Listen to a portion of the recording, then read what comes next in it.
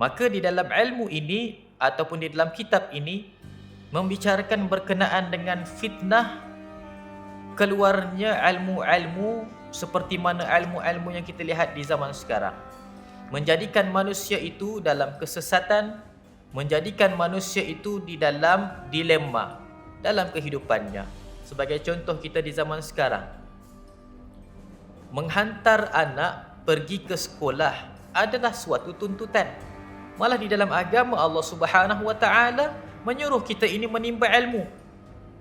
Tetapi muncul suatu dilema, muncul suatu keraguan dan kegusaran bagi ibu dan ayah dan serta penjaga kanak-kanak, bahawasanya mereka itu melihat natijah ataupun melihat suatu hasil daripada pembelajaran anak-anak itu, bahawasanya anak ini semakin dihantar belajar, semakin bongkak ataupun semakin sombong attitude-nya, semakin tidak baik tingkah lakunya, dan juga semakin buruk akhlaknya. Maka apakah yang berlaku di zaman sekarang? Ibu bapa menarik ataupun tidak menghantarkan anaknya ke sekolah juga menjadi suatu permasalahan, bahawa anak itu tidak akan mampu untuk berdaya saing, tidak akan mampu untuk membina kehidupan setara dengan orang lain. Ini bukannya suatu kata-kata yang ianya kosong. Telah pun kita lihat di kiri dan di kanan dan wujud di zaman sekarang. Subhanallah. Jadi bagaimanakah keadaan kita di zaman sekarang? Di sinilah harus kita ini memperbincangkan berkenaan dengan ilmu akhir zaman untuk kita ini meletakkan pendirian. Mahu menghantarkan anak ke sekolah ataupun tidak? Ataupun tidak mahu menyekolahkan anak ataupun tidak? Subhanallah. Maka di manakah pendirian kita?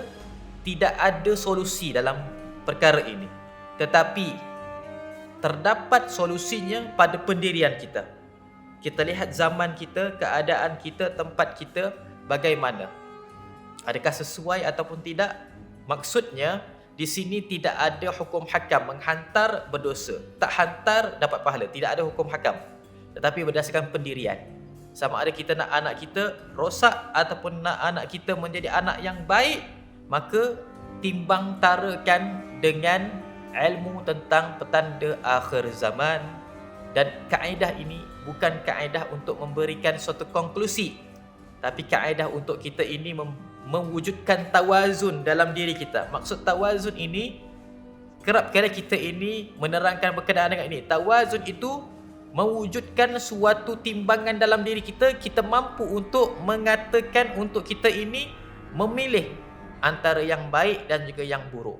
Kerana di akhir zaman yang baik nampak buruk, yang buruk pula nampak macam baik.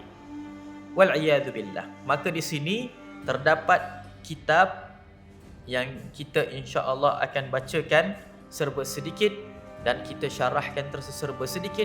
Mudah-mudahan Allah Subhanahu wa taala membuka pintu hati kita dan juga menjadikan kita di antara umat Muhammad sallallahu alaihi wasallam yang terselamat daripada fitnah di akhir zaman.